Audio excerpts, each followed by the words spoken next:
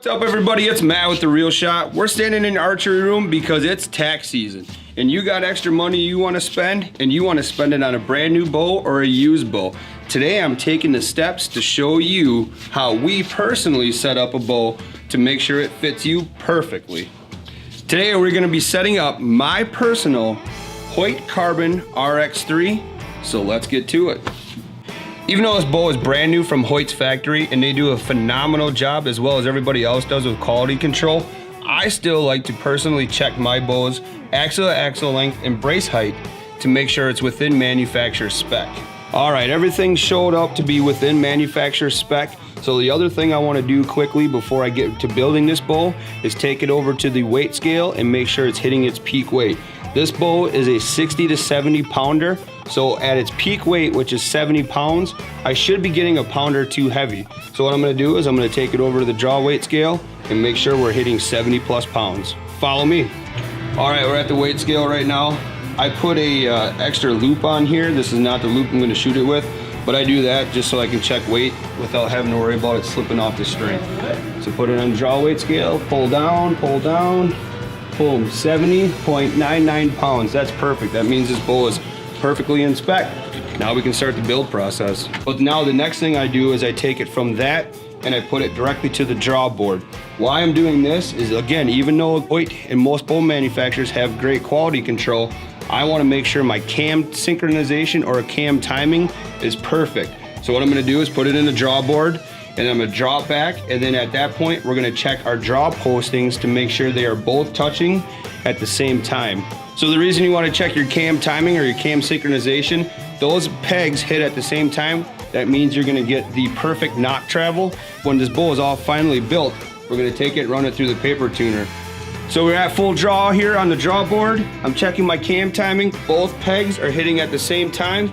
The other thing I do at this point is when the bow is at full draw, a good way to check cam lean is to come from the back of the bow while it's at full draw. And again, Hoyt's phenomenal quality control. Everything is right on the money. Now we can get to the point of putting accessories on this bow. So now I got my bow in the vise. I'm holding my bow up and down, and then what I'm gonna do is I'm gonna square it up vertically. So I put a level on the string, and I try to get the level on the string itself, not any areas that are overserved.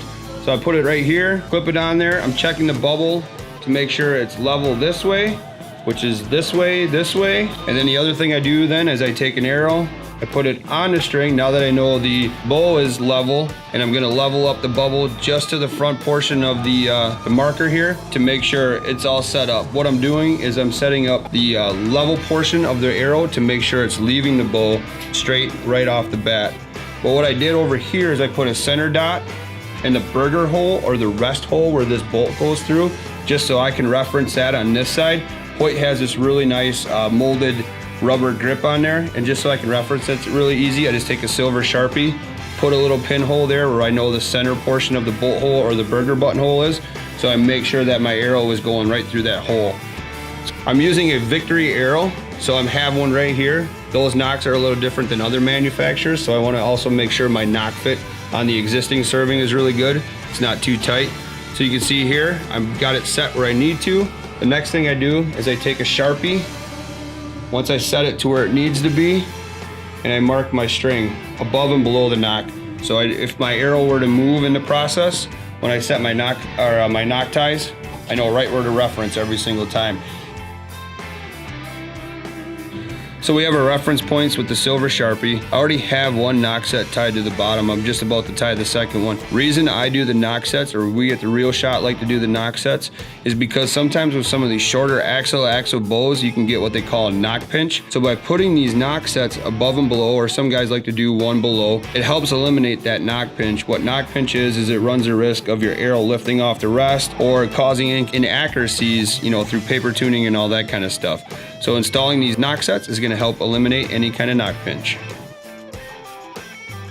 So we got the knock sets all tied in. I moved the bow over to the press. I have it pressed so my string is relaxed. I'm gonna go ahead and before I install the D-loop, I'm gonna put my peep sight in. Now, for a lot of people that come in, we will set the peeps for you, but a good tip to remember is, for me, I like my peep height right around that 6-inch mark, and I can kind of fine tune it before I tie it in for there. So what I did is this, most of the manufacturer string come with a separator in there that separates the even points of the strands. So I moved this to right around the 6-inch mark. Like I said, I have my string separated. So now all I have to do is separate the strings, install my peep right around that 6-inch mark. Why I do this ahead of time is it helps me get the peep in there, and it should stay straight with a lot less work. Now all I have to do is just relax the string, relax the limbs, wait till it's tight. Now I'm gonna install the D-loop. Next step is putting the loop install on. I'm gonna come above my knock sets. So what I do is I run my burnt end looking at the wall on the top side, run the loop through the same way. Just gonna go ahead and pull it tight. Basically just creating a half hitch. So if you get in there on there, that's the way that looks. I just want to snug that up, making sure my peep stays straight. Tighten that up, and then I'll take my lighter and I'll burn this end. Then I come down and I want to go in the opposite. So this tag end is on this side of the string, on my side. So I'm going to go around the other side, take my tag end, run through here. I snug it up close to my knock sets. And now I continue on this side of the string. So I'll let the tag end fall and come from the back side.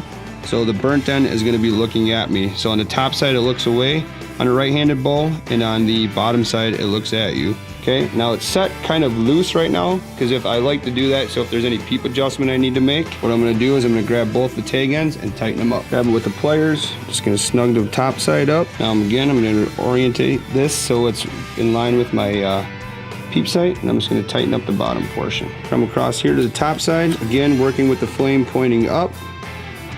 Just going to let that melt.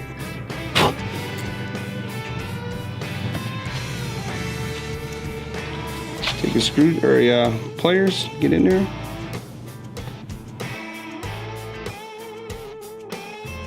Now I'm going to put the bow on the weight scale just to make sure I can max it out. That my loop's going to hold. Boom. Over 100 pounds of pressure onto the accessories.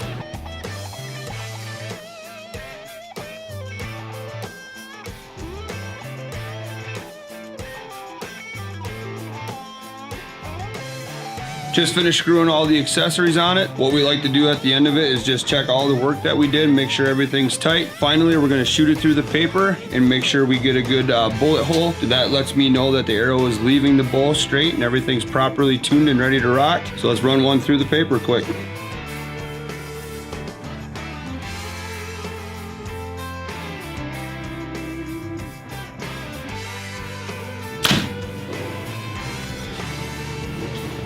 All right, so we got two examples here. That second one there is virtually perfect.